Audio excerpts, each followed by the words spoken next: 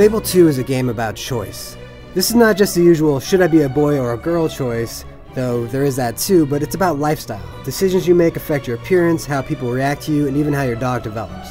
The morality system is one of the core game mechanics. For example, when you start out as a kid, you're given a choice to either help the town's sheriff or some bandits with some missing warrants. That decision will affect the town much later on, so years later when you come back, if you helped out the bandits, everything's going to look crime-ridden and festeruous, but if you helped out the sheriff, it's actually going to be a booming economic area, and there's going to be these beautiful houses, and there's going to be shops that you wouldn't see before.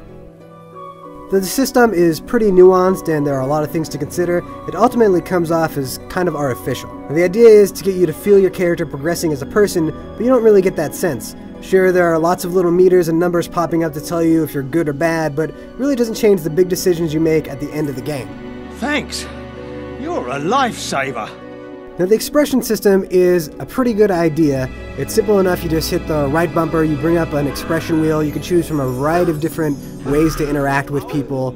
You don't talk to people, you just give them physical gestures, so you can flip somebody off, or you can give them a little vulgar thrust, or you can beg for money, or you can give them a gift. You can do quite a lot of stuff with interacting with people, but ultimately that's an artificial device, because all you're trying to do is move the different meters for how people feel about you. So you're not so much inhabiting a role as you are just sort of trying to manipulate the system.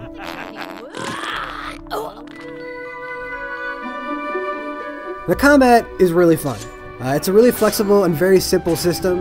The X button controls your swords, the Y button controls ranged attacks, guns and crossbows, and the B button is your magic. And it's just that simple. While it does seem like it would be a little bit limiting, there's actually a really good flow to the combat. It's very easy to move from, hacking a couple times with a sword and then whipping out your pistol and blowing the guy away, or then just casting a bunch of fireballs at people. That's what makes Fable unique, is that you're not just somebody who focuses on magic or swords or whatever. You're somebody who combines all three of these things to defeat the evil that is threatening Albion. One of Fable's big features is co-op play. Now unfortunately, online co-op is not available until sometime shortly after launch, so it's not something that we could test. However, online co-op is supposed to work very similar to couch co-op, and the couch co-op mode does actually work in the review build that we have, and it is pretty disappointing. But while it is cool to play with somebody else and have them come into your world, unfortunately, the guest who comes in can only bring in their character's stat. They can't bring in their weapons, they can't bring in their character's look.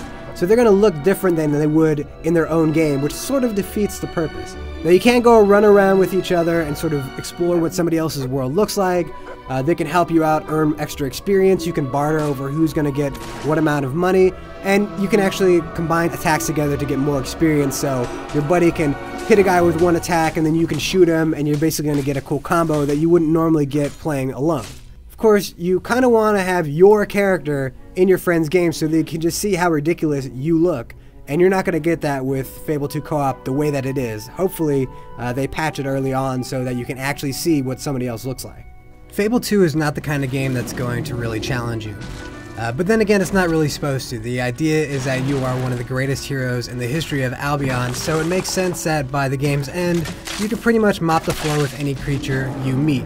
You might not even die once the entire time during the game. If you have a real tunnel vision and you just run from all the main quest missions one after the other and ignore all the other cool stuff that there is to see in the world of Albion, you could probably get through the game within 8 hours. It's not that long, but you're going to miss out on the great experience that Fable 2 has to offer. If you invest yourself in caring for your dog, for having a family, for owning businesses, then when you come to the final decisions in the game, they're actually going to matter to you and mean something to you.